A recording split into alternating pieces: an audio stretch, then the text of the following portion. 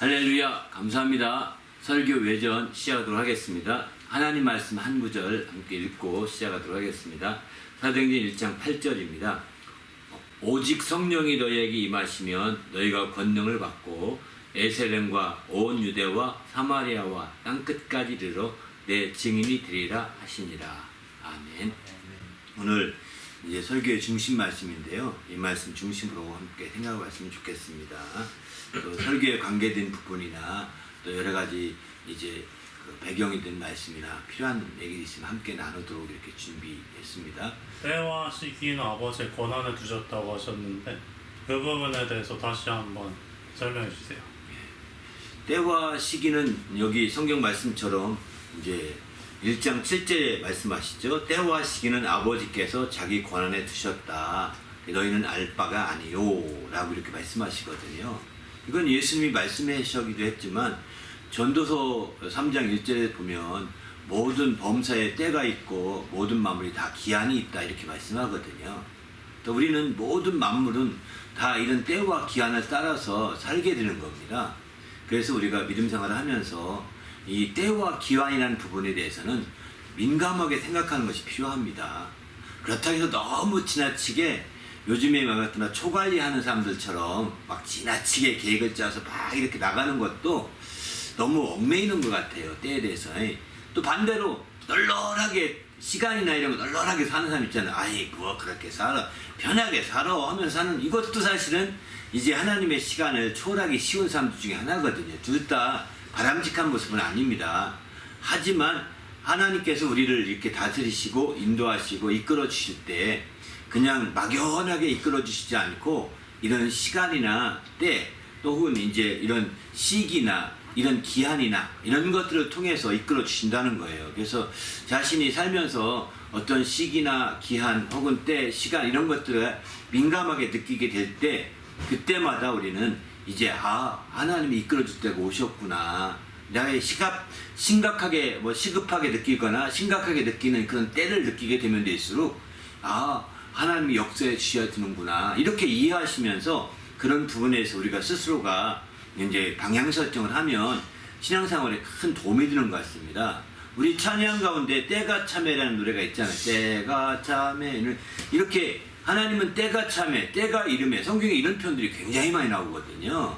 그 하나님께서 드디어 이제 때가 차서 때가 이르게 되어서 그런 일을 하시게 되었다라고 하는 표현인데 이처럼 어쩌면 우리가 정말 이런 하나님의 시간, 하나님의 때에 대해서 깊이 생각하지 않다 보니까 문제가 거기서 생기는 것 같습니다. 그래서 지금이 하나님이 역사하실 때일진데 역사해달라고 하나님의 때를 가지고 기도하는 것도 굉장히 필요합니다. 근데 이제 여기 하나님이 때와 시기는 아버지의 자기 권한에 두셨다. 이런 표현은 때와 시기, 곧 시간이라는 것은 하나님이 우리를 다스리시고 또 통치하시고 인도하시는 그런 고유의 하나님의 권한이라고 보셔야 되는 거죠. 사람이 이런 시간, 하나님의 고유의 권한을 이렇게 막 초월하거나 그런 것을 무시하고 뛰어넘게 되면 이것이 죄악이 되는 겁니다. 이것이 우리에게 큰 범죄가 될 수 있는 거죠. 영적인 면에서 범죄죠. 뭐 시간적으로 내가 뭐 도적질했다든가 윤리적으로 어떤 허물을 가지 이런 범죄는 아니지만 하나님 앞에서 그분의 시간을 내가 마음대로 주물럭거리고 막 뛰어넘고 이렇게 한다는 것은 우리가 이거 또 다른 영적인 범죄라고 볼 수가 있는 거예요. 그래서 그런 시간 부분은 우리가 진지하게 생각할 필요가 있는 것 같습니다. 그 중에 한 가지가 주의를 우리가 지킨다는 것도 하나님의 시간을 정해준 거거든요. 주의를 지킨다는 것도 하나님의 시간에 대해서 이날은 쉬어라, 이날은 주의를 지켜라 이렇게 말씀하시는 거죠. 물론 주의를 지키라는 표현은 성경에 한 번도 안 나옵니다. 안식일을 지키라는 표현이 나오거든요. 근데 신약 때 와서 예수님께서 안식일에 죽음 상태에 있었거든요. 안식일은 제사 지내는 날이니까 죽음을 통해 지어지는 게 안식이거든요. 그래서 예수님도 안식일을 완성하기 위해서 안식일 내내 죽음 가운데 있었다고요. 그리고 마침내 안식구 첫날에 그분이 부활하셔서 이 안식일을 완성하신 분이고 안식일의 주인이시다라고 말씀하시기 때문에 오늘날 우리 그리스도인들은 토요일인 안식일을 지키지 아니하고 주일을 지키는 거죠. 그래서 우리가 구약에도 십계명 보면 안식일을 지키라는 말씀이 있지만 주일을 지키라는 말씀은 없습니다. 그런 측면에서 우리가 주일을 지키고 주님의 부활하신 날을 기념하고 하는 이런 것도 또 다른 측면에서 하나님께서 우리를 성도들을 다스리기 위해서 이렇게 일주일에 한 번씩 이렇게 하나님을 배울 수 있는 날을 정해 주셨다 볼 수가 있는 거죠. 우리는 그날에 모여서 떡을 떼며 나눈다고 그랬거든요. 성찬을 매주마다 해야 정상적입니다. 성찬은 왜 떡을 떼기 위해서 모이는 거거든요, 사실은. 그런데 많은 사람들이 이제 너무 매주마다 하니까 번피스럽게 생각하고 번거롭게 생각하니까 저에게 일반적으로는 대부분이 이제 그 한 달에 한 번씩 하려고 하고 또 다른 장로 저희는 한 달에 한 번씩 하지만 다른 뭐 대는 한 달에 한 번도 안 합니다. 어떤 큰 절기 때만 하고 말게 되는 경우가 많습니다. 그리고 천주교에서는 말씀대로 하는 건 한 가지 있는데 매주마다 성찬을 합니다. 천주교는. 근데 반쪽짜리 성찬을 합니다. 어떻게 하냐면 전병만 주는 거, 떡만 주는 거고 잔은 성도들 안 줍니다. 그리고 잔을 다 모아다가 이제 한 주는 척하고 모읍니다. 이렇게. 그리고 그거 누가 먹느냐? 신부님이 다 대신 먹어줍니다. 신부님이 알코올릭이 많습니다. 그래서. 네. 그래서 이건 잘못된 거예요. 대신 먹어주는 거 없는 겁니다. 네? 직접 참여해야 되는 거죠. 떡과 잔에 직접 참여해야 정상적인 거죠. 비록 이제 한 달에 한 번씩 하더라도 그렇게 자꾸 참여하는 것은 굉장히 주님의 몸에 함께 한다고 하는 개념이 굉장히 중요한 것 같아요. 구약에서는 이렇게 한 달에 한 번씩 우리가 한 달에 한 번씩 하게 되는 건 구약에서는 매달 한 번 첫날을 귀 여겨서 안식일로 지켰거든요. 일반 7일마다 하시고는 안식일인 반면에 이게 절기 안식일이 있습니다. 절기 안식일로 이 정말 첫날 그 매월 첫날을 그렇게 절기 안식으로 지킵니다. 그 외에 6월절 또 그 외에 뭐 초막절, 오순절 이런 것들이 다 이 절기 안식일로 지키는 거죠.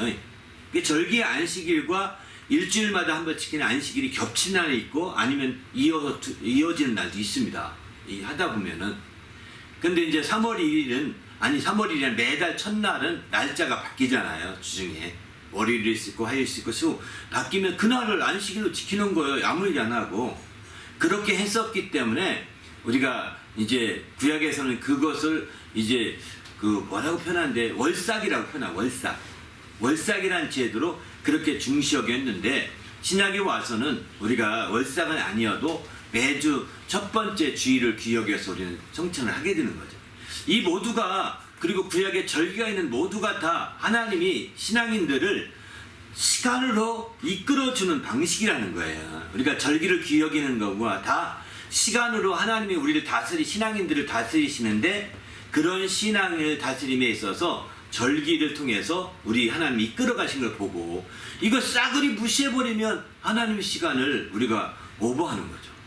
그러면 그 자체가 절기를 지키지 않고 그걸 오버하게 되면 그 자체가 또 영적인 범죄가 되는 거거든요. 그래서 구약에서는 이런 절기를 지키는 것을 굉장히 중요했던 거죠. 신약에도 그건 마찬가지인 것 같습니다. 하나님께서 시간을 통해서 우리를 다스린다고 할 때 하나님의 정해준 절기를 우리가 지켜가는 것이 정확한 절기를 지키는 것이 바로 시간 속에 그 순종하는 것이니까 이게 이제 우리의 시간을 다스리는 첫 번째 방식이라고 볼 수 있는 거죠. 그 외에도 이제 이런 신앙의 절기 외에도 우리 생활 가운데 하나님의 때를 느꼈다면 하나님의 시간을 느꼈다면 그런 시간에 민감하게 우리가 살면서 거기에 뜻을 따르고자 할 때 그분의 시간을 따라 살게 되는 거죠. 그렇게 우리가 살아가는 것이 신앙생활을 잘하는 비결인 것 같습니다. 우리도 주님 안에서 정말 이런 하나님의 시간을 다스린다고 할 때 막연한 것이 아니라는 것을 말씀드리려고 제가 설교 시간에 못했는데 구체적인 몇 가지를 말씀드렸습니다. 그 외에도 만물을 다스릴 때도 교회 성도들만 아니라 만물을 다스릴 때도 이제 하나님께서는 이제 시간으로 다스린다는 걸 아셔야 합니다. 그래서 일부 예배 때 말씀을 드렸지만 때를 따라 아름답게 하신다. 이게 만물을 다스릴 비결이거든요. 우리가 눈으로 볼 때는 어떨지 모르지만 하나님이 때를 따라 아름답게 하시고 그렇게 해서 마침내 하나님을 가까이 갈 수 있는 그런 길을 열어주신 거거든요. 그래서 성경에서는 그래서 시간을 아끼라고 표현합니다. 그 정확한 성경적인 표현은 세월을 아끼라.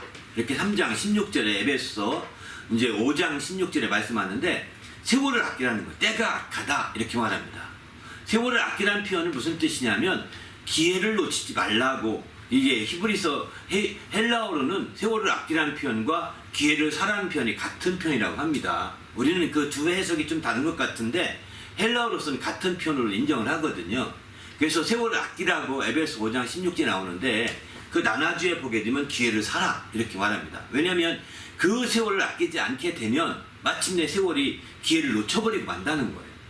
그래서 기회를 뺏어가기 때문에 세월 자체가 때가 악하다 이렇게 표현하는 거예요. 우리에게 주어진 기회를 완전히 박탈해버리는 거기 때문에 그 사형을 당했다. 그에게 살 수 있는 기회를 완전히 박탈한 거잖아요. 그게 바로 때가 악한 겁니다.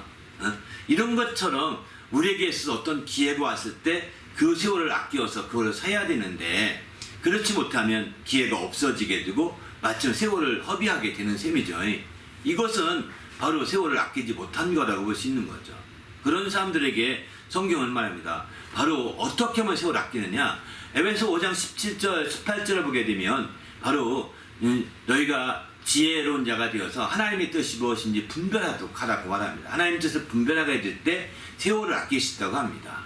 그러면 어떻게 하나님의 뜻을 분별하느냐. 5장 18절 에베소 5장 18절 보게 되면 이렇게 말씀합니다. 바로 오직 성령의 충만을 받아라 이렇게 말하거든요. 성령 충만을 받을 때 지혜를 얻게 되고 지혜를 얻어서 하나님의 뜻이 무엇인지를 분별할 수 있다고 합니다. 그 결과는 이제 세월을 잘 분별해서 아낄 수가 있는 거죠. 그렇지 않게 되면 세월을 우리가 놓칠 수밖에 없는 그런 상황인 것 같습니다. 그러니까 우리가 성령에 대해 말씀하는 것도 사실은 바로 이와 같이 하나님의 어떤 그 시간을 통해 통치하시는 데 있어서 굉장히 순응하기 위한 길이라고 볼 수 있는 거죠. 성령 충만하면 지혜가 있고 그 지혜로 하나님에 대해서 분별하게 되고 그렇게 되면 세월을 아끼는 자가 되는 것이죠. 시간을 아끼는 자가 되니까 마침내 이렇게 주의 뜻대로 이룰 수가 있는 거죠. 이런 일련의 그 과정들이 다 세월을 아끼고 하나님이 시간을 통해 우리 다스리실 때 우리가 그 시간 안에서 우리가 어떻게 해야 될지를 잘 가르쳐주는 일반적인 말씀이라고 볼 수 있습니다. 우리도 이제 하나님께서 자기 권한에 두신 시간을 바로 우리가 온전히 잘 이해해서 그 시간을 아끼는 성도가 되시길 바랍니다. 이러기 위해서는 무엇보다도 지혜가 필요하고 하나님의 뜻을 분별해야 되는데 이를 위해서는 성령의 충만을 받는 것이 중요하다고 사도 바울은 에베소 5장 18절에 이렇게 말씀하고 있습니다.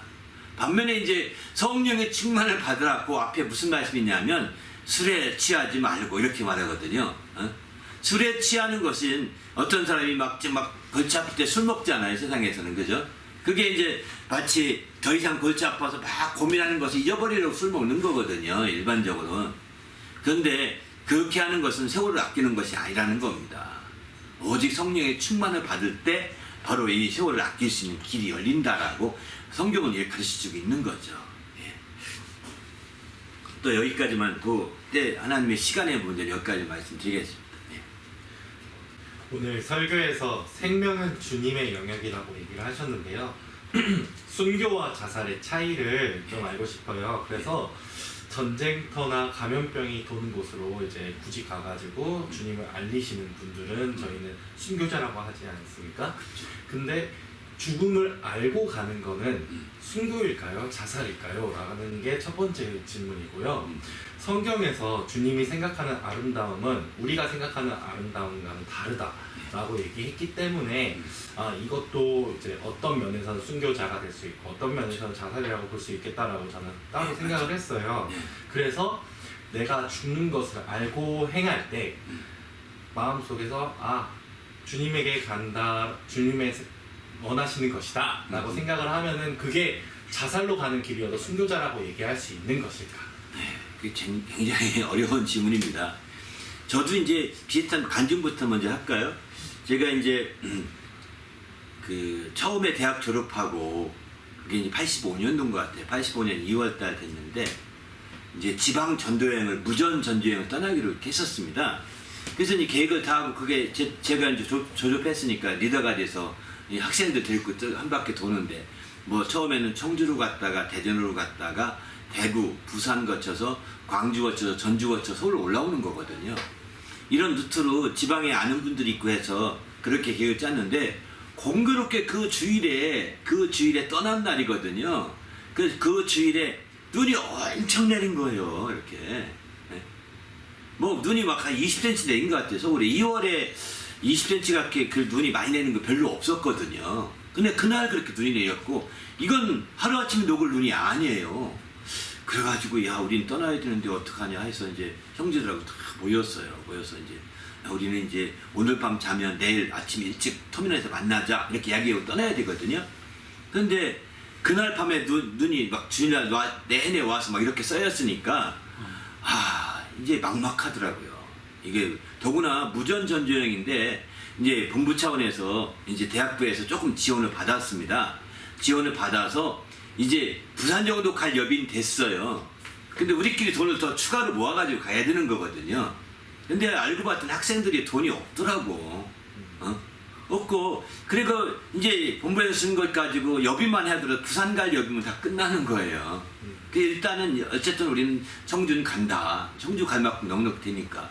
그래서 이제 그러고서 그런 상태에서 나는 뭐 재정도 받고 본부에서 재정도 주일날 먼저 받아놔야 월요일날 집행하니까 그래서 이제 받아놓고 나서 막 모여서 기도하는데 이거 만만치 않다.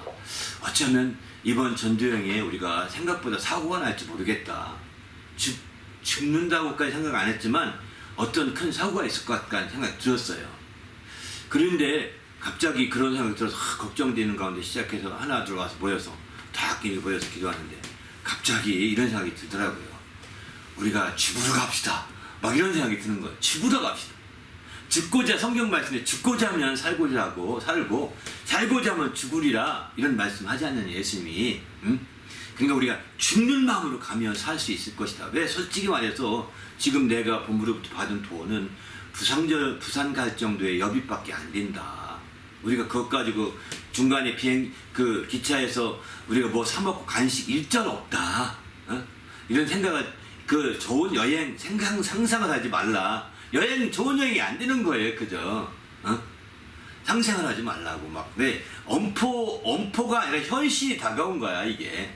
그래가지고 그런 엄포 아닌 엄포를 놓으면서 현실을 아주 직시하라고 이렇게 얘기하면서 이제 저는 그러면서 우리 죽읍시다. 죽을 마음으로 가지 않으면 우린 돌아오지 못할 수도 있고 어떤 사고가 터질지도 모르겠다고.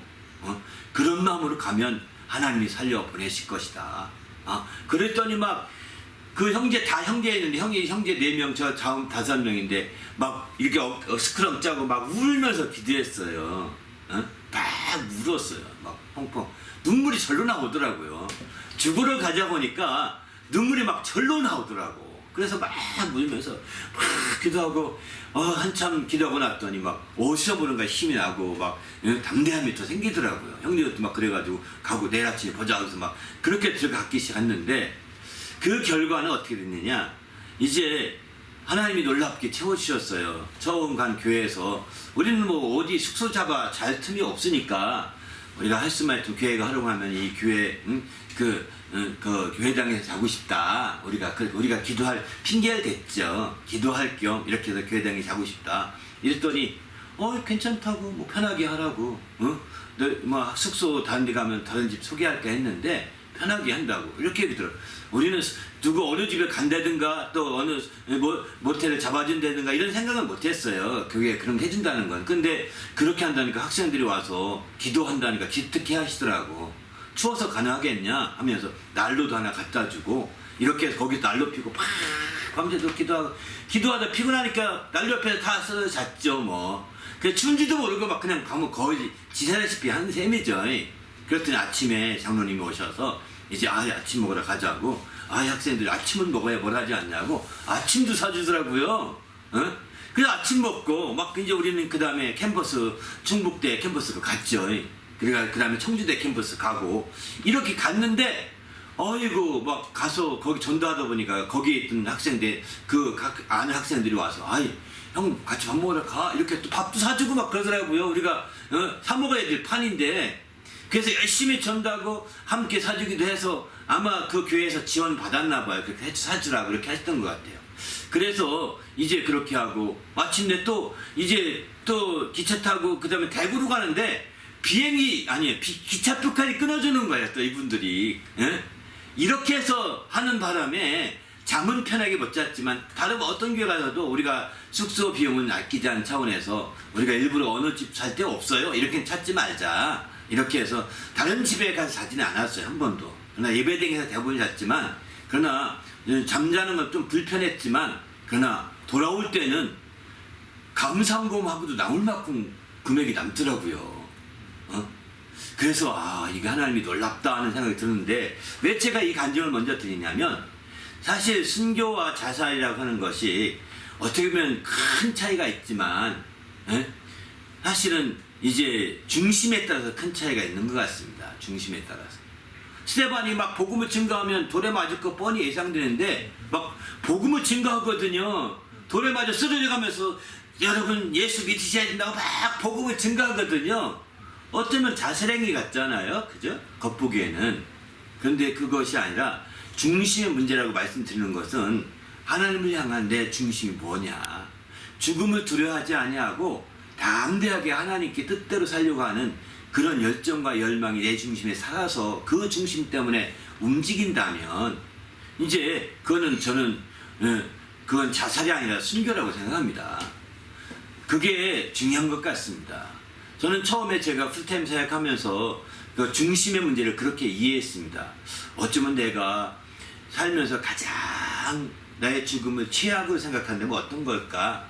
라고 생각하면서 무엇을 꿈꿨냐 생각했냐면 겨울에 밖에 얼어서 죽는 거예요. 밖에서 얼어 죽는 거. 동사하는 거죠. 왜? 겨울이라 여름에는 얼어 죽지 않거든요. 밖에 넘어져도 그냥 그럭저럭 살아날 수 있잖아요. 힘이 또 전부 엎어져 있다 뭐 일어나면 일어날 수 있으니까. 겨울에는 겨울날에 쓰러지면 저체온증 때문에 죽을 수밖에 없습니다. 응? 그럼 세상에서 객사라고 그러잖아요. 객사라고. 그러면 왜 이런 일을 생성했느냐? 나는 어쨌든 복음을 위해 사는 사람이니까 이제 복음을 전할 때가 있고 사명이 있으니까 내가 정해진 곳이 하면 내가 쓰러지는 한 있도록 가야 된다. 쓰러지는 한 있도록 가야 된다. 거기서 죽는 한 있도록 가야 된다. 막 이런 생각을 가졌었거든요. 막 내가 내 건강 챙기고 내 모든 것 챙기고 이렇게 지내면 아무 성이 없다. 이런 생각이 든 거죠. 그래서 가야 되겠다 생각해서 이렇게 가려고 마음 먹고 결심을 하게 됐었는데 이제 그렇게 할 때 이런 생각이 들었어요. 이게 다른 사람 볼 때는 객사지만 하나님은 어떻게 보실까? 하나님이 보실 때는 저는 순교라고 생각했어요. 중심의 부분을 보신다고 생각했기 때문인 거거든요. 그게 순교가 아니겠는가. 그래서 남들은 객사니까 장례도 집안에 들여서 장례도 안 치러요. 밖에 버린다고 막 그러잖아요. 밖에서 장례 치르라고. 세상에서 그렇게 표현하거든요. 그런데 하나님은 그를 순교로 여기셔서 그를 받아주실 것이다. 이런 생각이 들었습니다. 사실 저도 이번에 이렇게 쓰러졌지만 이제 그 처음에 85년도에 그때 풀타임으로 주님의 사역하고 간사 사역하다가 전사가 됐었는데 그때에 사실 먹을 게 없었어요. 17만 원 처음에 받았는데 페이를 17만 원 받았고 내가 혼자 이렇게 하는데 거기에 또 학생들이 또 끼어들었어요. 왜? 그 하숙집이나 그 뭐 하는 데가 룸렌트 하는 데 분명치 않으니까 그냥 간사님 함께 지내도 돼요 하고 들어오는 거예요. 그럼 돈을 내고 왔었는데 안 내요 얘들이. 예? 어려우니까 그렇게 한 거겠죠. 그래서 이제 17만 원 가지고 먹고 이렇게 생활하는데 다 먹을지 못해요. 처음에는 한 달을 먹어보니까 보름 가니까 다 딱 끊어지는 거예요. 그 뒤에 이제는 나는 대책이 없다. 너희들 기도하면서 알아서 살아라. 나도 알아서 할게. 이렇게 하고서 아무것도 보름 뒤에는 아무것도 못 먹고 지내다가 이렇게 해서 안 되겠다. 한 끼라도 뭐 정확히 먹어야지. 한 끼씩 2주 잘 먹고 2주 이렇게 하는 것은 이게 건강에 안 좋겠다 생각했어요. 그 다음 달에는 하루에 한 끼만 해결한다. 2끼는 너의 자유라. 맘대로. 이렇게 사다 보니까 한 6월인가 7월인가 8월 더운 여름에 제가 버스 타고 캠퍼스 사역을 가다가 쓰러졌어요. 어지러워서 쓰러진 건 아니고 어지러워서 어쩌저해서 얼른 나무부터 이렇게 그렇게 해서 주저앉았어요. 아무도 몰라줘. 뭐 왜 저 젊은 사람이 저러나 아무도 알아주지도 않아요. 지금은 알아준다고 하더라고. 어? 그랬는데 조금 지나니까 괜찮아지더라고. 그래서 또 버스 타고 또 가서 또 똑같이 다 일하고 왔는데 그때 정말 그렇게 어지러워서 그럴 만큼 아마 분명히 그때는 영양실조였을 거라 생각합니다. 먹은 게 부실하니까. 그리고 여름 뒤에서 땀만 삐질삐질 나니까 이게 어쩔 수밖에 없는 현상인 거죠. 제가 생각했던 일들이 드디어 벌어진 거예요. 이게 이렇게 가다가 내가 쓰러지면 여름은 괜찮은데 겨울에는 안 되는데 어떡하죠 하나님. 정말 겨울 되기 전에 길을 열어라.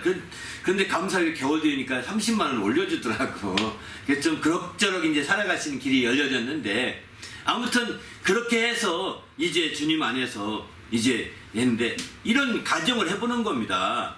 그러나 하나님 앞에 내 중심이 들여져 있고 하나님 앞에 내 마음과 생각이 오로지 박혀 있다면 하나님의 그 중심을 보시고 순교를 여기시다는 거죠. 비록 쓰러져서 저체온증으로 죽었다 하더라도 세상은 객세한 거로 받아들이지 않겠지만 부모님마저도 안 받아들일 수 있거든요. 그러나 하나님께서는 바로 저를 순교자로 인정하실 것이다. 이런 아주 자부심이 생겼어요. 그래가지고 죽음에 대해서는 겁이 없었거든요. 그 뒤부터는. 겁이 없었는데 아까 같은 맥락의 얘기인지 모르지만 자살과 순교는 이런 큰 차이가 있다는 겁니다. 그런데 반면에 이제 이런 건 있죠. 내가 어떤 사람이 자살하기 위해서 지하철로 뛰어들었다. 이렇게 자살 많이 하잖아요. 예? 그러면 이 사람이 하나님께 중심을 안 두고 세상을 귀찮아가지고 난 끝내고 싶다 하는 것은 이건 자살이죠. 예? 하나님께 중심을 두면 뛰어낼 일이 없거든요. 그렇지 않습니까? 하나님께 중심 두고서 내 영혼도 편안하게 하려고 내가 죽어야 되겠다 해서 지하철에 뛰어들 수 있을까요? 그럴 수는 없다고 생각을 합니다. 어쨌든 영혼을 위해서라면 내가 찾아갔으면 찾아가서 그들에게 위로해주고 사랑해주고 권면해주고 함께 힘을 후원하고 이런 식이 되어야 영혼을 위한 거고 하나님이 그런 걸 기뻐하시는 거죠. 예? 그런 삶에서 당한 그렇게 가다가 교통사고가 났다. 그건 순교로 볼 수 있다고 생각합니다. 제 후배 하나가 이제 의대도 졸업하고 의사가 되는데 정식 의사로 되기 전에 네팔로 선교하러 갔어요. 네팔로 선교하러 가다가 그 비행기가 히말라야 산맥에 추락했어요. 그 죽었어요. 시체도 못 찾았죠. 그 후배를 위해서 우리는 찾아가서 저는 찾아가서 제가 일기를 쓰기를 얘는 순교했다. 그는 네팔에 가서 전도 한마디도 못하고 정말 복음을 한마디도 전하지 못했지만 하나님이 그를 순교자로 여길 것이다. 그가 놀러가다가 죽었다면 순교가 아니잖아요. 관광하러 가다가 죽었다면 순교가 아니잖아요. 전 여러분들이 정말 똑같은 것이라도 아름답게 하신다는 건 뭐냐면 관광하러 가지 말고 어디 가든 전도하러 가려고 하는 거죠. 목표가. 그러다가 죽으면 순교를 여기겠지만 애들하고 유람하러 가다가 죽으면 어떻게 되겠어요? 순교가 아니에요. 객사하는 겁니다. 정말 내 마음이 지금 어디 가든 난 전도자다. 누구에게든 난 복음을 전해야 된다. 나는 하나님의 사랑을 알았기 때문에 이 사랑을 증거해야 된다. 이런 마음을 가지고 살다가 오늘 이제 애들 데리고 또 같은 친구들 데리고 가는 거예요. 그죠? 가서 마침내 여행을 하는데 가서 막 전도도 하고 물론 매번 전도할 수는 없겠죠. 그렇게 계획을 짜고 갔어도 그 계획 중에 또 그렇게 실행하는 것도 쉽지 않거든 생각보다. 그럴지라도 계획을 가지는 건 중요한 것 같습니다. 안 될지라도 이해되시죠? 그런 계획을 가지고 하면 하나님이 그를 참으로 긍휼히 여기실 것 같고 또 다른 길로 인도해 주실 것 같습니다. 어떤 분이 도선 트루트먼이라고 내비게이터 창시자가 있는데 이분은 이제 내비게이터 창시하면 내비게이터의 선교한 채 큰 창시자니까 굉장히 믿음이 좋은 분이시죠. 근데 이분이 어떻게 죽은지 아세요? 물에 빠져 죽었어요. 왜냐하면 내비게이터의 수련회에 갔는데 그 수련회에 참여했던 분이 거기 그 수련장에 있는 저수지에 빠져서 죽게 된 거야. 그래서 그가 몸부 들어가서 막 던져내는 가운데 본인이 죽었어. 여러분 어떻게 생각해요? 이게 자살일까요? 순교일까요? 저는 남을 살리기 위해서 자기가 던진 자기 몸을 희생하는 것은 순교라고 생각합니다. 결코 자살이 아니라고 생각합니다. 그분이 수영을 잘 못하든 안 하든 물론 못하면 진짜 겁내서 못 들어갈 수도 있겠지만 남들은 했을 거라고 생각합니다. 그분은. 근데 그렇게 해서 들어가서 죽었다면 이거는 저는 순교가 아닐까. 왜? 그를 살리기 위해서 몸부림쳤기 때문인 거죠. 그를 내가 비록 희생될지라도 저를 살리고 싶다는 강렬한 마음이 하나님은 그 중심을 보실 거라는 거예요. 이런 생각을 우리가 한다면 내 삶에서 내가 어떻게 살아야 될지를 방향을 잘 설정하는 것. 이게 평상시에 그런 중심에 어떤 방향으로 살 것인지 이런 부분의 생각이 굉장히 중요한 것 같습니다. 그리고 그것이 늘 나의 기도 제목이 되고 또 그것이 늘 이제 하나님 앞에 기도가 된다면 다른 거죠. 이런 다음에 또 한 가지는 지난번에 일본의 도쿄에 가서 이제 지하철에 몸을 던져서 죽은 한국 사람이 있거든요. 한국 유학생인데 그 사람이 이제 마침내 거기 있는 사람을 막 밀어내고 자기가 대신 죽었어요. 지난번에 그래서 일본의 총리가 왔을 때 그 묘소가 이제 저쪽 부산 쪽에 있나 봅니다. 거기에 갔다고 하더라고요.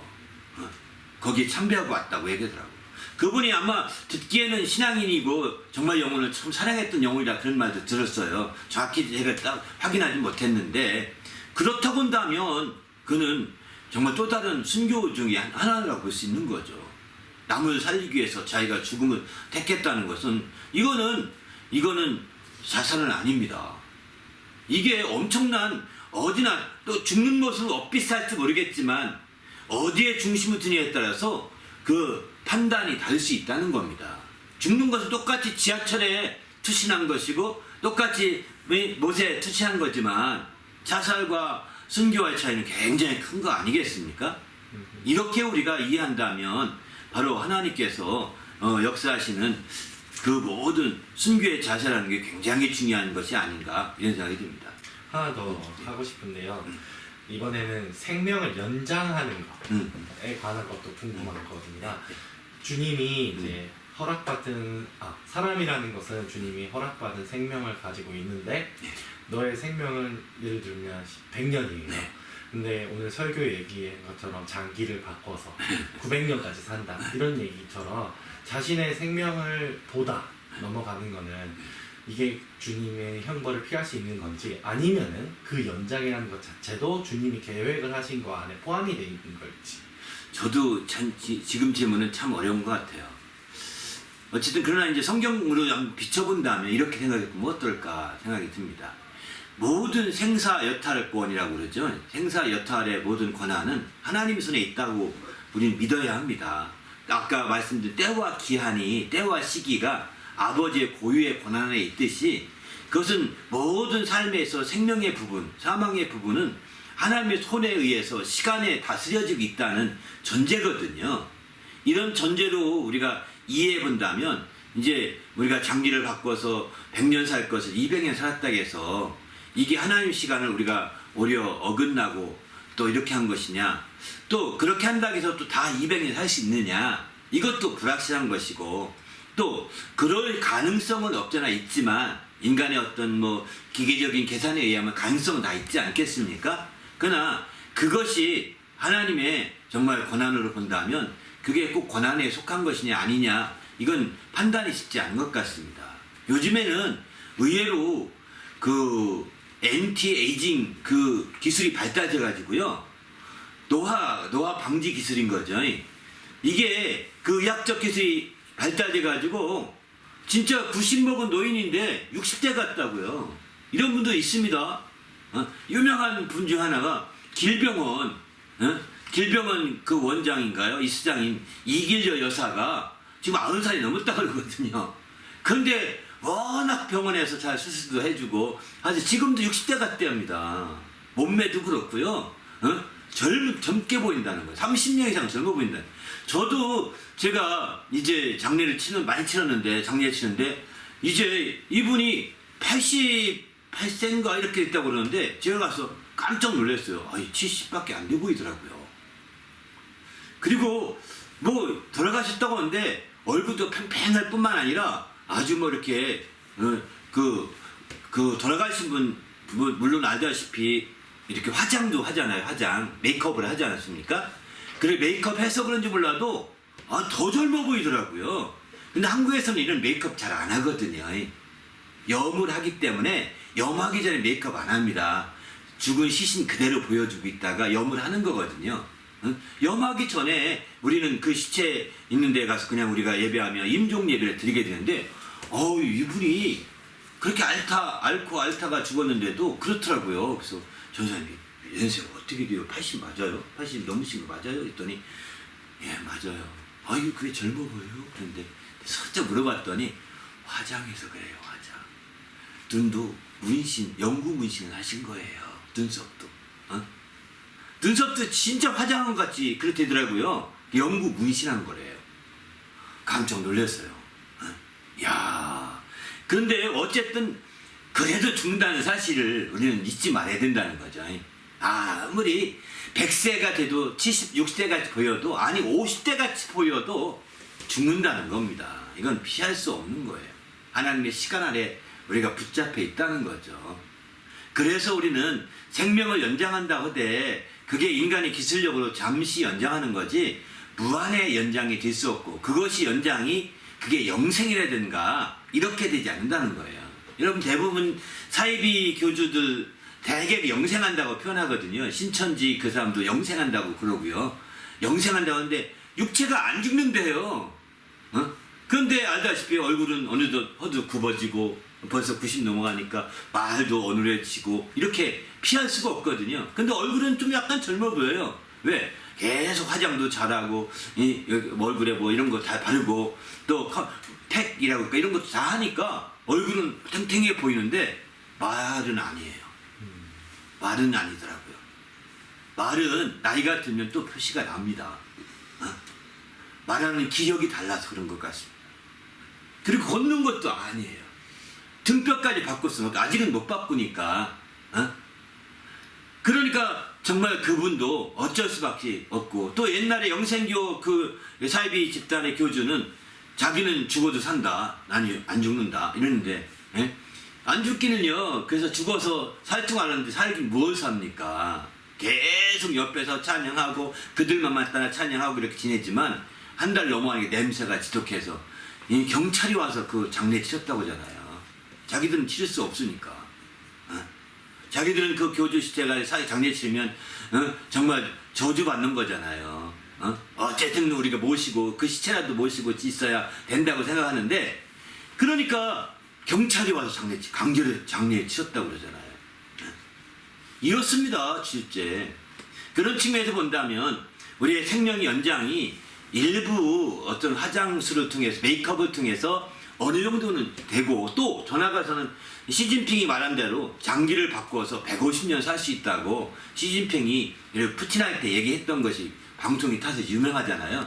근데 그렇게 됐는데 그 자체가 또 문제가 되는 거죠. 그 자체가 문제가 돼서 이런 어려움이 있는 거죠. 그래서 150년 얘기가 그래서 나온 거거든요. 그러나 150년 살아도 때가 되면 죽는 겁니다. 심장은 튼튼해도 죽을 수 있거든요. 다른 지체가 안 맞아. 뭐가 밸런스가 안 맞으면 죽으니까요. 이런 측면에서 본다면 인생의 어떤 생명의 연장이라는 것이 어떤 한계가 있다는 것을 우리가 인정해야 될 것 같습니다. 아무리 의학이 발달된다 하더라도 한계가 있는 거예요. 요즘에는 이제 줄기세포로 이렇게 만들어서 심장도 똑같이 만들고 남의 것을 안 뺐고 또 다른 것도 만들고 이렇게 해서 뭐 그걸 그대로 옮겨 심으니까 똑같이 뭐 할 수 있다 이런 얘기 하는데 아직까지 그렇게까진 완전한 기술은 아직은 아닌 것 같습니다. 그러나 완전한 기술이 생긴다 하더라도 그래도 뭐 한계가 있다고 보셔야 되는 거죠. 인간의 한계는 성경에 이렇게 연대의 한계를 정하셨다고 그러잖아요. 연대가 정해 있는 거예요. 우리에게는. 그렇게 조금 늘려도 그 한계를 정해놓으신 거거든요. 거주의 한계를 정해놓으시고 연대의 그 한계를 정해놓으셨다고 하는데 우리 연대의 한계가 있는 거예요. 하나님이 시간으로 다스리기 때문입니다. 그래서 우리는 그런 측면에서 우리가 지나치게 이런 과학의 설명에 맹신해서는 안 될 것 같습니다. 그런 것보다는 하나님께서 바로 우리의 시간을 가지고 다스리시고 인도하시고 통치하시는 이런 손길 앞에 우리가 중심을 바로 세우고 이제 그분 앞에 정말 준비를 해야 되는 거죠. 이게 중요하지 않겠는가 그런 생각을 합니다. 물론 이제 어쩌면 그 천년왕국 시대가 되면 천년을 산답니다. 무드셀레같이 살 수 있답니다. 웬만하면 다 천년 산대요. 그때에 100년 살고 죽으면 어린애가 죽은 것과 취급한다는 거예요. 그만큼 이제 생명 연장이 긴 시대가 올 거예요. 그 자녀를 마친 얼마큼 천년 동안 자녀 낳으면 얼마나 많이 낳겠습니까, 그죠? 엄청난 역사가 나타나는 거죠. 우리가 믿지 아니하는 무드셀레나 노아 시대 수백 년씩 사는 그런 시대를 천년왕국 시대는 살 수 있다 이런 얘기를 하는데 아마 그때는 과학기술이 발달해서 장기를 바꿔서 그렇게 사는지도 모르겠어요. 요즘 같은 추세를 이렇게 이해해 보면 아니면 앞서 말한 대로 전염병이라든가 이런 바이러스라든가 이런 것들이 다 하나님께서 싹 제거해서 이제 무균 상태에서 오래 살게 될 수도 있는 거죠. 무균 상태에서. 그러나 지금 같은 바이러스나 지금 같은 세균이나 지금 같은 그런 상태에서 이제 이런 염증들이 아주 난무한 상태에서는 내가 볼 때는 장기 바꾸지 않는 한 천년은 불가능한 것 같습니다. 그러나 이제 하나님께서 무균 상태 가지고 심지어 무균 상태라는 것이 얼마큼까지 무균이냐 무슨 독을 마실지라도 해롭지 아니하게 한다는 마가복음 17장 16장 17절에 말씀이 있거든요. 저는 그 무슨 독이라고 할 때 그게 세상에 많은 독이 있잖아요. 그 독 중에서 저는 방사능 독이 굉장히 심하지 않을까 생각이 들고 마지막 3차 전쟁엔 방사능이 터질 것 같아요. 연쇄적 폭탄이 터지면 온 세계가 방사능으로 다 방사능 독이 다 퍼져서 다 죽을 수밖에 없을 텐데 그러나 천년왕국에 들어가는 믿음을 가진 사람들은 그런 독을 먹어도 안 죽는 사람 그걸 하나님이 먹은 순간에 그가 먹으려고 하는 순간에 그 독을 해제시키는 거죠. 마치 그 광야에 지낼 때 쓴물이 있어서 못 먹는다고 할 때 모세가 거기다 나뭇가지나 탁 던지니까 쓴물이 아니라 단물을 변했지 않습니까? 이렇게 하듯이 놀라운 역사가 가능한 거예요. 그래서 무균 상태의 물 정말 완전히 소독된 상태의 물을 줄 수도 있는 거죠. 그리고 방사능 오염된 걸 먹어도 아무리 해봤지 않고 그냥 쑥 배출시키도록 하나님이 역사하신다면 그렇게 오래 살 수도 있는 거죠. 별 얘기 상상을 다 합니다. 아무튼 이런 걸 볼 때 어쨌든 우리나 그 모든 것들이 다 999세를 살아도 하나님이 또 그들 수명이 있다는 것을 아셔야 되는 거죠. 하나님이 정하신 그 수명을 따라서 연대를 따라서 하는 것이지 자유롭게 마음대로 사는 것은 아니라는 겁니다. 이것은 분명한 어떤 경우이든 결론입니다. 아무튼 우리가 주님 안에서 그런 부분을 이해하시면 좋겠다 생각합니다. 예. 너무 막 지나친 얘기를 많이 했나요? 아니. 궁금한 게 예. 어떤 사람은 그 혜택을 받아서 연장이 될 거고 네, 맞아요. 어떤 사람은 못 받을 거 아니에요. 예. 저는 그 연장하는 거는 뭐 그렇다고 치고 이게 생명은 주님이 정해놓은 건데 주님의 것을 침범하는 거 그 행동 자체가 형벌을 피할 수 있는지 없는지 아니 그건 아닌 것 같아요. 형벌 피할 수까지는 어려운 것 같아요. 다행히도 그 사람이 100살로 하나님이 자연수명을 정해놓으셨는데 120살까지 살게 되었다고 가정을 해봅시다. 그럼 20년 동안에 정말 그가 또 하나님 뜻대로 살면 좋은데 그런 사람들은 뜻대로 안 살아요. 더 마음대로 살려고 하는 경향이 없지 않아 있거든요. 하나님 뜻대로 100살 사는 사람이 120년 연령때 더 하나님 뜻대로 살게 되는 거지 하나님 뜻대로 안 살아서 과학의 어떤 문명의 얘기를 통해서 20년 늘렸을 때 더 안 살아요. 과학을 더 의존할 때죠. 그렇게 되면 더 멀어지는 거예요. 하나님은 그걸 모르시겠어요? 동기가 있는 겁니다. 순수 인간적인 욕심에서 그런 식의 삶은 오히려 하나님 앞에 정말 더 빨리 가는 것이 나을 수도 있는 거죠. 그게 오히려 그 사람에게는 득이 될 수 있다고 생각합니다. 그렇게 해서 더구나 이제 막 적당히 살다가 막 부인까지 해버리면 못 산만 아니 더 산 것이 잘못된 것이 되는 거잖아요.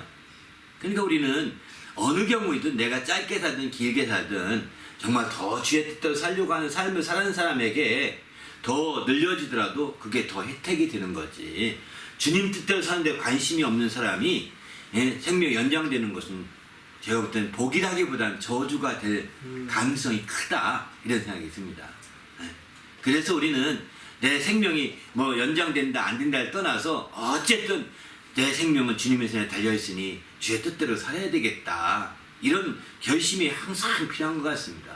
그런 자세로 또 영혼을 섬길 건 섬기고 이렇게 하는 거죠. 그럴 때 우리가 참으로 하나님을 기쁘시게 하시지 않을까 생각이 듭니다. 예. 그게 신앙인의 모습이지 않을까 생각해요. 예. 그냥 불신자처럼 생명 연장하는데 막 급급하고 돈을 모아가지고 거기에 다 쏟아, 이건 지혜가 아닙니다. 그에게 오히려 그 정도 살고 거기서 점 찍는 게 나을 수도 있었을 겁니다. 오늘 말씀하신 본문에서 사도행전 1장 14절에 예수의 아들과 더불어 마음을 같이하여 오로지 기도에 힘쓰더라. 이때 기도한 게 뭔가 달랐다고 하셨는데 다시 설명해 주시겠어요? 예. 그쵸? 그때 그 사도행전 1장 14절에 오로지 마음을 같이하여 기도하기에 힘썼다 할 때 기도는 이제 프로슈케라고 하는 기도입니다. 헬라어로는 프로슈케라는 단어가 쓰여 있습니다. 이 프로슈케라는 단어는 일반 기도와 좀 다르게 하나님의 뜻을 바탕으로 해서 바로 자신이 드려지는 기도거든요. 다시 말해서 하나님의 뜻대로 살고자 하는 기도라고 볼 수 있는 거죠. 하나님의 뜻대로 살고자 하는 기도하는 사람들, 이게 헌신이라고 표현합니다. 우리가 내 뜻대로 안 살고 하나님의 뜻을 살려고 하는 그런 기도하는 다 헌신이라고 봐요. 반면에 일반적으로 기도하는 기도는 데에시스라고 하는데, 이런 데에시스의 기도는 우리가 알다시피 자기의 뜻을 이루기 위한 기도거든요. 누구나가 소원이 있지 않습니까? 육신에 있는 많은 소원들이 있거든요. 이런 소원들을 이루기 위해서 하나님께 기도도 많이 하거든요. 이게 이방인의 기도는 대부분 이렇게 채워져 있고, 우리 크리스찬들도 그게 기도 많은 부분이 차지합니다. 그런 기도 했다 틀렸다 안 된다 이건 아닙니다. 그런 기도 얼마나 할 수 있거든요. 우리 육신의 필요를 위해서. 그런데 사실 여기 성령을 위해서 함께 기도할 때는 그런 기도는 아니었습니다. 성령 주셔서 아주 자 지금 뭘 컬컬한데요, 이 마치 생수 먹은 것 좀 해주세요, 이건 기도는 아닙니다. 그런 기도라면 이제 육신의 어떤 욕구를 만족시키기 위한 성령을 위한 기도라고 한다면 이건 바람직한 기도가 아니죠. 그런 기도하기는 어려운 겁니다. 그리고 반대로 성령을 주셔서 더 주의 뜻대로 살게 해주십시오.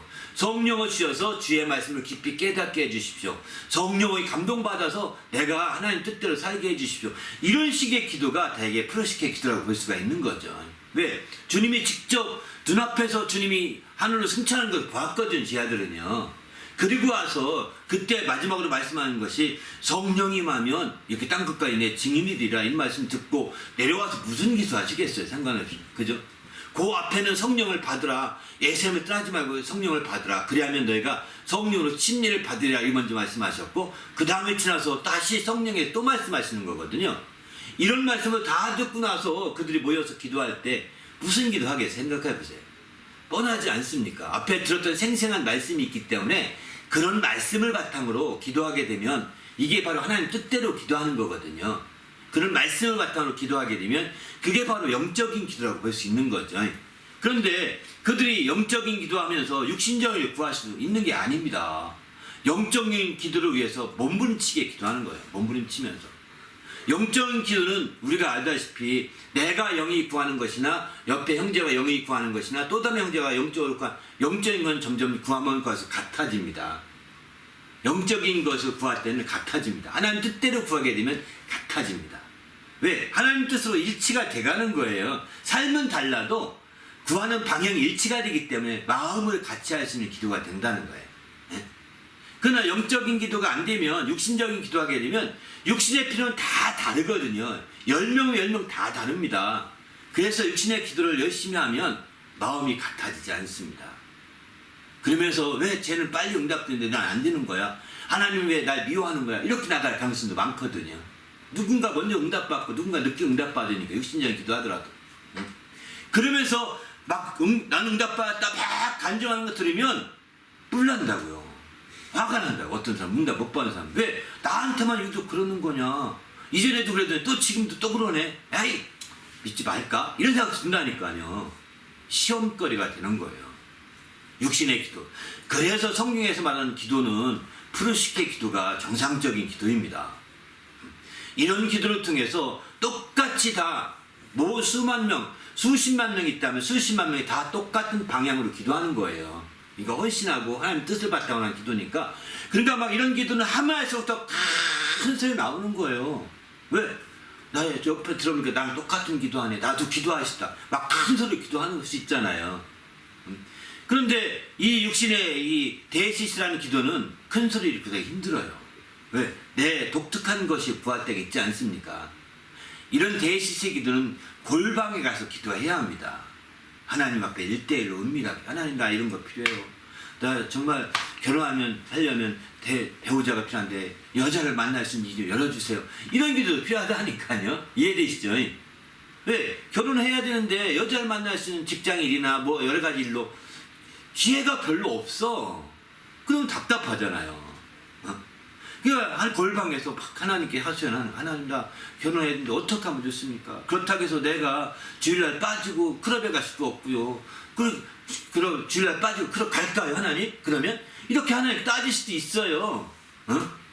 클럽 갈 수도 없고 어떻게 하면 좋습니까? 주일을 지키려면 클럽 갈 수도 없고 토요일날 클럽 가야 되는데 클럽 갔다 오면 내가 뻗어서 주일도 못 지킬 거고 어떻게 하면 좋습니까? 하나님께 막 하소연할 수 있는 이게 여기서는 안 되는 거예요. 함께 모여서는 이 기도는 골방에서 그렇게 하나님께 따질 건 따지고 내 마음을 설명할 건 설명하면서 소통 관계를 이루어가는 거죠.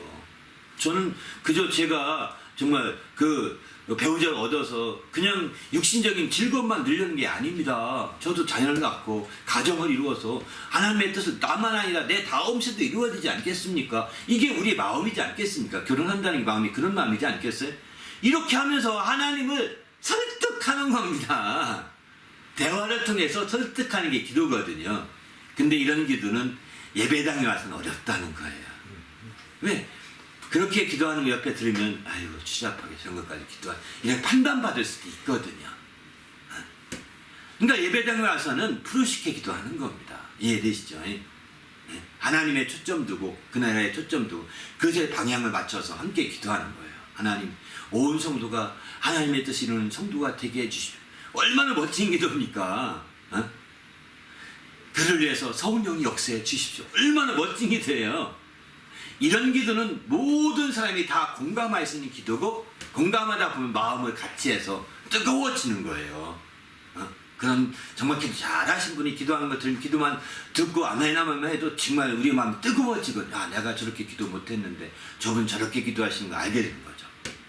교회에서는 그런 기도를 합니다. 주로 공적인 자리에서는. 그러나 개인적인 자리에서는 데이시스 기도 할 수 있다고 생각합니다. 그러나 분명히 그 데이시스 기도가 육신을 위해서 초점 둔 것보다는 그래도 그 결국 육신적인 기도지만 결국은 하나님께 초점 둔 기도를 할 때 더 담대할 수 있는 거죠. 그래 응답을 더 받을 수 있는 거죠. 이런 차원에서 우리가 가능한데 성령을 얘기 듣고서 이들이 기도했다고 할 때 아마 마음을 같이하여 오로지 기도에 힘썼다고 하는 거 보면 틀림없이 프루스케 기도, 물론 성경도 프루스케라는 단어로 쓰여 있습니다. 헬라의 그런 단어로. 그런 단어로 쓰여 있기 때문에 우리는 정말 그런 기도가 필요하구나. 더 나아가서 우리가 성령 받기 위해서 성령을 사모하지 않으면 성령에 대해 들으면서 사모해서 받으려면 이런 프루스케 기도 해야 되는 거죠. 하나님 나도 성령을 받고 싶습니다. 정말 저 목사님이 성령에 대해서 저렇게 읊으대는데 성령 나도 경험하고 싶습니다. 경험할 수 있는 달라고 막 소리쳐서 기도할 수 있고 이건 부끄러운 게 아니거든요. 예, 옆에 사람도 그렇게 기도하니까 내 옆에 사람 기도하는 거 나도 기도하는 게 뭐 부끄럽습니까? 다 똑같은 기도인데 단지 조금 방향만 달라서 기도하는 것 뿐이죠. 그래서 우리가 정말 부르짖어 기도하라고 성경이 표현하고 있는 거죠. 하나님을 가까이 계실 때 기도하라 부르짖으라 이렇게 표현하거든요. 하나님이 가까이 계실 때 부르짖어서 이렇게 기도하고 간구하게 되면 이렇게 성령의 대망에서는 막 그렇게 부르짖어 기도라고 많이 말하거든요. 이렇게 말하게 부르짖어 막 기도하면 어느 순간에 하나님께서 우리 혀를 확 잡아 틀어가지고 이상한 소리 나오기도 합니다. 이게 방언이죠. 내가 방언하려고 안 해도 혀가 확 들어가 버려서 막 이상한 소리가 나옵니다. 이상하네 이렇게 정신 차리고 머리 흔들고 다시 기도해도 나는 이렇게 기도했는데 이 말이 안 나오고 또 방언이 나옵니다. 이게 방언이라고 표현하는 거죠. 남들은 다 부인할지 모르지만 저는 그런 경험했고 또 아마 여러분도 경험하셨다고 저는 확신합니다. 바로 이렇게 성령에 대해서 간절히 기도할 때 그게 가능한 일입니다. 어느 특별한 행사를 통해서 이제 성령 받으십시다 할렐루야 성령 받는 시간입니다 성령에 의해서 막 이렇게 순서를 갖지 않는다 하더라도 얼마든지 가능하다는 거예요. 예? 그렇게 여러분이 예배 중에 그럴 수만 있으면 최고 좋은 거예요. 무슨 얘기인지 아시죠? 그렇게 해서 여러분이 계속 난 정말 6개월 내가 그렇게 기도했는데 아직 성령이 꿈쩍도 않는 것 같아요. 이럴 때는 목사님 저 성령 받고 싶은데 성령 받으셔서 함께 기도 좀 해주세요. 이렇게 부탁할 수도 있겠죠. 여러분이 인도하는 분들에게 그렇게 부탁할 수도 있겠죠. 그래서 함께 성령 받도록 기도하면 또 하나님이 더 놀랍거든요. 합심기도할 때 우력이 또 있으니까요. 그렇게 해서 합심기도할 수도 있긴 하죠. 하지만 여러분이 어쨌든 부르짖어 기도하는 건 굉장히 중요한 것 같습니다. 마음을 같이 해서 정말 저 사람이 나를 어떻게 뭐 할까? 나는 저 사람이 나도 기도하는 거니까 부끄러운 것이 아니다. 막 소리내서 기도하고 막 이렇게 해보는 것이 굉장히 중요한 것 같습니다. 저희 교회는 그래도 소리내서 기도하는 교회다 보니까 그렇게 해도 부끄럽지 않잖아요. 진짜 조용한 곳에서는 아무 소리도 못합니다. 마음으로만 기도해야 되는데 마음으로만 기도해서는 성령의 역사하기 참 어렵거든요. 나는 입 다물고 있으니까 성령이 마음대로 역사해 주세요. 성령은 강제로 우리를 역사하지 않으십니다. 이해되시죠? 내가 의지적으로 기도하려고 할 때 성령이 크게 감동해서 더 기도할수록 힘도 주시고 더 마음이 후련하도록 평안하게 해주시기도 하시고 때로는 그 과정에 성령이 임하여서 방언도 말하도록 하는 기회도 있는 것이죠. 그렇게 하나님을 체험하는 거예요. 그런 체험들이 있기를 바랍니다. 됐나요? 그 설명이? 그래서 여기서는 오로지 막 기도했다, 마음을 같이 해 기도했다는 것도 굉장히 중요한 것 같아요. 저 마지막으로 네. 이거는 이제 성경 오늘 설교 이런 거 넘어서 우리 수련의 마지막 날이잖아요. 네. 간증 시간인데요. 제가 오늘도 설교 예전 때 목사님한테 목사님 당황시켜야겠다 라고 생각을 하고 네. 뭘 말하면 목사님이 당황을 하실까 라는 거를 생각을 하다가 네. 깨달아 버린 게 하나 있어서 얘기를 할렐루야. 합니다. 정말 할렐루야네. 오늘 설교에서 하늘이 땅보다 높음 같다라고 이사야에서 성경 구절이 55장 나왔습니다. 8절이 나오죠. 높다는 주제는 네. 사람의 기준이지 않았나. 주님의 기준은 오늘 목사님 설교에서 얘기한 것처럼 우주 하나가 맞아요. 그냥 장식품으로 보이시는 분인데 어떻게 하늘이 높고 땅이 낮다라고 얘기를 하는 거지? 라고 해서 의구심을 가졌습니다. 근데 높을 수 있겠다라는 생각이 드는 게 성경에서 내가 하늘로 올라간다고 예수님께서 얘기를 하셨기 때문에 요한복음에서 이때부터 사람을 기준으로 얘기를 하셨구나 그쵸. 해서 오늘 설교를 계속 얘기하고 수련회 중에서 계속 얘기하시는 것에서 세상에 속하지 말고 그러면 라고 얘기를 저는 생각을 하고 있었는데 예수님이 이야기를 하실 때 자체가 주님이 얼마나 우리를 사람을 생각을 하고 있었는지를 깨달아 버린 거예요. 그리고 이렇게 살아가는 주님 속에서 살아라, 세상에서 살지 말고 라는 거를 깨달았기 때문에 얘기를 드립니다. 그리고 두 번째 정말 신기한 거는 수련회 내내 머리가 아팠는데 머리가 이제 안 아프네요. 할렐루야. 아이고 참. 네. 하나님이 또 시원하게 해주셨구나. 네. 이렇게 있어서 간증 시간이 됐습니다. 마지막으로 제가 한 가지 꼭 말씀드리고 싶은 거는 이제 이번에 성령장에 대해서 깊이 있게 다뤘잖아요. 이렇게 이제 첫 번째 구음 항해를 통해서 두 번째 오전 집회를 통해서 성령에 대해 깊이 말씀드렸는데 저는 그 전에 성령에 대해서 많이 저는 남들을 연구도 하고 말씀도 많이 읽고 이렇게 했는데 진짜 이번에 들어서 깊이 깨닫게 된 것은 이제 얼마 전에 작년인가 재작년에 깨닫게 된 것은 왜 성령장 안에 참포도나무 비유가 중심에 딱 있을까 이거를 이제 그때는 깨달았어요. 한 3년 2년 전인 것 같아요. 그래서 너무 신나서 성령장에서 참포도나무 비유가 있는 건 단순하게 예수님이 포도나무인 가지다 라고 하는 것으로 끝나지 않고 그런 관계만 설명하는 것이 아니라 실제 그 진액이 흘러가는 게 굉장히 중요하다는 것을 일깨워주게 한 것이구나. 그러면 그것은 바로 성령이다. 이렇게 알게 되면서 마침내 제가 깊이 알게 된 거예요. 그래서 성령이 임하는 날은 내가 아버지 안에 또 내가 아버지 안에 그 너희가 내 안에 내가 너희 안에 있는 거 너희가 알게 되리라 이렇게 말씀하시잖아요. 그러니까 아버지와 아들과 우리가 하나로 이루어진 걸 알게 된다는 거예요. 성령이 만날에. 그러면 성령이 보이지 않지만 바로 아버지와 아들과 우리가 다 또 열매까지 보이지 않는 이런 관계지만 그 뒤 이면에 흐르고 있는 것이 진액이잖아요. 진액. 포도나무를 비유한다면. 그리고 성령으로 그 진이 그것이 바로 성령으로 이어지는 거죠. 오늘날 우리에게 영적인 측면에서 본다면. 그래서 너무 그때도 막 흥분해서 막 말씀을 증거했었는데 이번에 또 말씀 두 번째 날 설교하면서 준비하면서 깨닫게 된 것은 그거였습니다. 해산하는 비유. 16장 21절 이하에 보면은 해산하는 비유가 있거든요. 해산 여자가 해산할 때 바로 그 고통이 있지 않습니까? 아이를 낳을 때 큰 고통이 있는데 아이를 낳게 되면 아이 난 기쁨으로 그걸 다 잊어버린다는 거예요. 그 비유에 그것도 하나의 비유거든요. 너희가 마치 이렇게 되리라 이렇게 말하는 거거든요. 그러면서 그 뒤에 그날에는 하면서 말씀하기를 그날에는 너희가 내게 아무것도 묻지 않는 자가 되리라 이렇게 말하거든요. 왜? 알기 때문에 묻지 않는다는 거예요. 그날은 내 이름으로 구할 것이다 이렇게 말씀하시는 거예요. 그날에는 예수의 이름으로 우리가 무엇인가 얻었기 때문에 그 이름을 앞세워서 구하게 될 거다 이렇게 말하는 거 보면서 이게 전에는 그런 비유의 말씀을 통해서 많은 분들 다 저도 뭐 설교할 때는 그 설교를 가지고 바로 예수님이 죽으실 때 그 고통, 예수님이 떠나가는 것, 예수님이 그 죽으시고 고난받고 죽으실 때 제 아들이 막 어떻게 할지를 몰라가지고 막 방황하잖아요. 그러다가 예수가 부활할 때 마침내 모습이지 않는가 그때는 우리의 기쁨이 회복된다 이렇게만 이해하고 대부분이 그렇게 설명을 하세요. 일반적으로 저도 그렇게 이해하고 계속 왔는데 왜 이 비유 말씀이 성령장 마지막 부분에 비유로 나와 있을까? 성령장 마지막 사도행전 요한복음 16장 21절에 왜 그 비유가 나왔을까? 저는 제가 깨닫게 된 것은 바로 그것은 성령에 대한 비유라는 것입니다. 왜냐하면 예수께서 죽으셨다 부활하신 이후에 제 아들은 여전히 기쁘지 않았습니다. 그렇게 설명하면 제 아들은 여전히 기쁨이 없었거든요. 제 아들은 여전히 숨어서 지냈고 막 두려워서 떨고 있었거든요.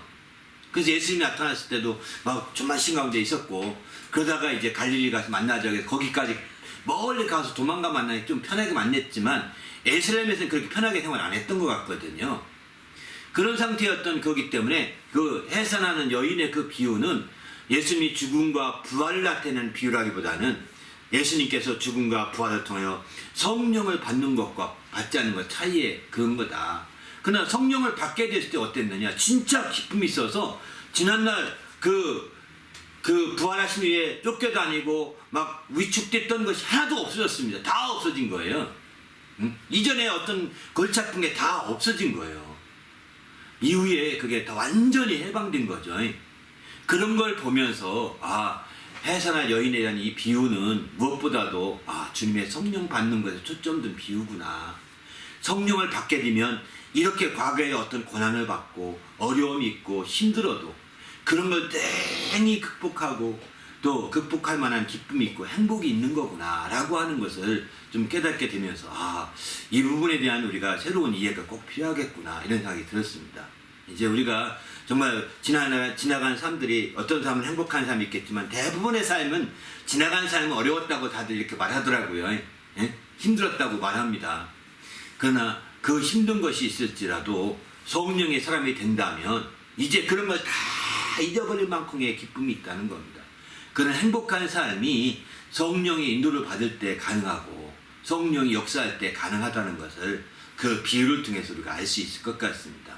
우리도 주님 안에서 이런 정말 말씀을 통해서 새롭게 중심을 잡고 비유를 통해서 깊이 깨닫는 성도가 되었으면 좋겠습니다. 그래서 저는 제가 설교 대학 1학년 때니까 그때가 몇 살인가요? 20살 때인가요? 그때부터 계속 설교했거든요. 올해는 46년째인데 횟수로는 그 46년째 엄청나게만 설교했죠. 제가 여기 전에 여기 요즘에 녹화 중이니까 녹음을 별로 안 하지만 디지털은 녹음해도 그렇게 뭐가 없거든요. 그러나 여기 녹화하기 전에는 다 테이프를 가지고 녹음했는데 녹음이 저 창고에 가득 차 있어요. 거의 그걸 버릴 수가 없어가지고 누가 이걸 디지털화 하면 좋겠다 이런 생각이 드는데 그게 창구에 몇 박스 있다니까요. 제가 설교한 거 다 녹음을 했는데 적어도 안수 받고 나서는 거의 다 녹음했거든요. 누가 안수 받은 날 누가 녹음기 하나 선물 줘가지고 그때부터 계속 녹음한 겁니다. 그래서 그 워크맨 가지고 계속 놓고 하다 보니까 조그만 테이프가 다 있는 거예요. 아날로그 테이프죠. 그런데 그걸 그렇게 설교하면서 사실 이 해산할 여인에 대한 이 비유는 새롭게 우리가 깨닫게 되면서 이번 순회 준비하고 설교를 준비하면 깨닫게 되면 너무 감사했어요. 하나님이 이렇게도 역사하시는구나.